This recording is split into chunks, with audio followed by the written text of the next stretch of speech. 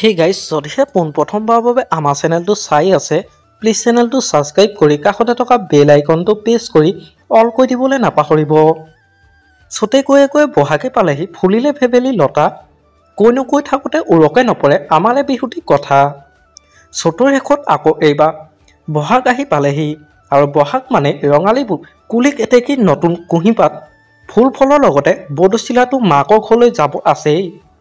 গতিকে সমূহ অসমবাসী ৰাইজে হেঁপাহেৰে বিহুটো উদযাপন কৰিবলৈ হেঁপাহেৰে বাট চাই আছে আৰু তেনেকৈয়ে অসমৰ শিল্পীসকল লগতে বিভিন্ন কণ্ঠশিল্পীসকলেও আপোনালোকৰ মাজলৈ যাবলৈ সাজু হৈছে। আজি এই ভিডিঅ'টোত মই আপোনালোকক জনাব চেষ্টা কৰিম যে অসমৰ কোনগৰাকী কণ্ঠশিল্পীয়ে এইবাৰ বিহু মঞ্চত গীত পৰিৱেশনৰ বাবে কিমান মাননি ৰাখিছে।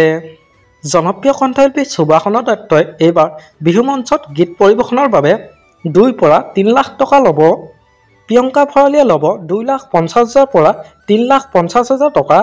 দীপলিনা ডেকাই ল'ব 2,50,000 পৰা 3 লাখ টকা। জুবলিয়ে ল'ব 2 লাখৰ পৰা 3 লাখ টকা।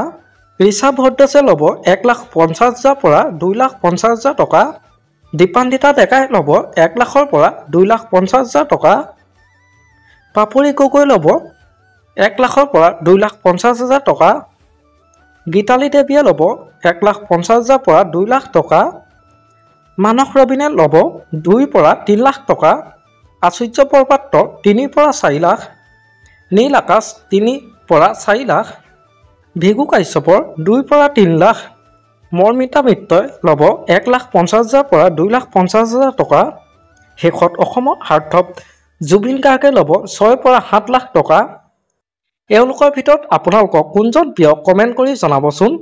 আমাৰ আজি ভিডিঅ'টো আছিল ইমানেই। আজিলৈ বাই বাই। মৰম সানি দিম তোমাৰে দেহত সপোন আঁকি দিম প্ৰতি পদক